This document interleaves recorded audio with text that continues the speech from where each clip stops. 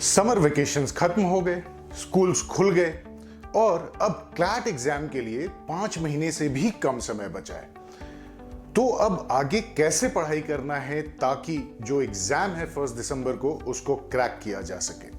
तो सबसे इंपॉर्टेंट चीज है वो अंडरस्टैंड करना है कि टफ एक्ट है बट उससे भाग नहीं सकते, तो हमें दोनों के बीच में एक बैलेंस मेंटेन करना होगा। First thing to understand is both exams are important. ना मैं क्लास 12th को मिस कर सकता हूं, ना मैं क्लैट को मिस कर सकता हूं। बट यहां पर जो मोस्ट इंपॉर्टेंट फैक्ट है वो बहुत लोग भूल जाते हैं कि जो आपका बोर्ड एग्जाम है that will happen 3 months after your CLAT examination. Board exams usually first week of March में स्टार्ट होते हैं, जो आपके मेन पेपर्स होते हैं। कहीं कहीं पे शायद 3rd वीक ऑफ फरवरी शुरू हो जाए, बट फिर भी आपके पास 2.5 months से ज्यादा समय होता है बोर्ड एग्जाम्स के लिए दोबारा अच्छे से पढ़ाई करने के लिए, रिवाइज करने के लिए। तो अगर इस एंगल से हम देखते हैं तो क्लैट की जो प्रिपरेशन है उसको डेफिनेटली प्रायोरिटाइज करना चाहिए। बट इसका मतलब ये नहीं है कि जो स्कूल का करिकुलम है हम उससे आउट ऑफ टच हो जाए। उसके साथ अपना पेस मेंटेन करना बहुत ही इंपॉर्टेंट है।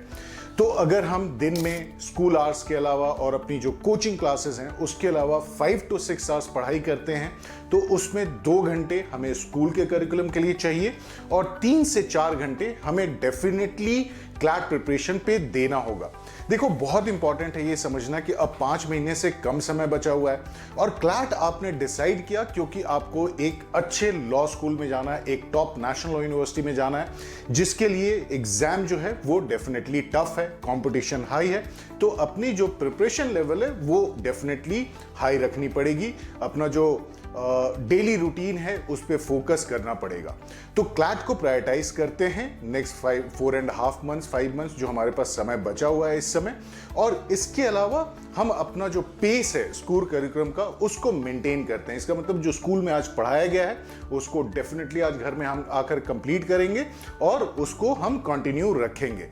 तो ये पेस बहुत इंपॉर्टेंट हो जाता है। इसके अलावा you must make weekly goals.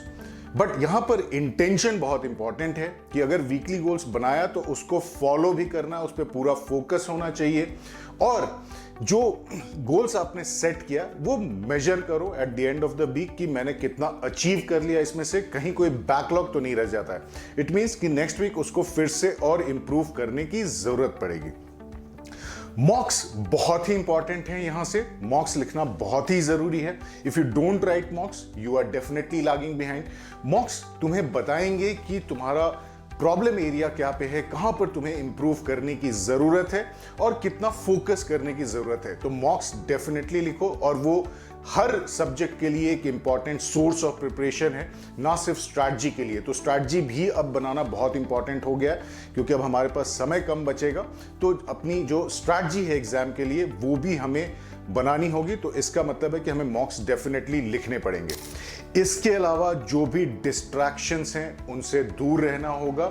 Everything else can wait other than CLAT and your school curriculum। बाकी सब चीजें वेट कर सकती हैं, ये अंडरस्टैंड करना बहुत ही जरूरी है।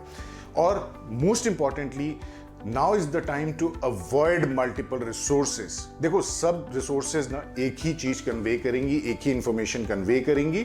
तो लिमिटेड रिसोर्सेज पे फोकस रख के अपनी प्रिपरेशन करनी है, न्यूज़पेपर रीडिंग कंटिन्यू रखना है और जो भी बैकलॉग है उसके लिए थोड़ा एक्स्ट्रा समय निकाल करके प्रिपरेशन पे फोकस करना है। अगर ये बैलेंस मेंटेन किया हमने नेक्स्ट 4.5 months 5 months तो कोई वजह नहीं होगी कि आप क्लैट क्लियर नहीं कर सकते हो और बोर्ड में भी अच्छे नंबर्स क्यों नहीं आएंगे। तो दोनों का जो बैलेंस है वो मेंटेन करना होगा। प्रायोरिटी क्लैट को देनी होगी और जैसे ही क्लैट फिनिश होता है हम पूरा मोमेंटम बोर्ड एग्जाम्स के ऊपर लगा सकते हैं।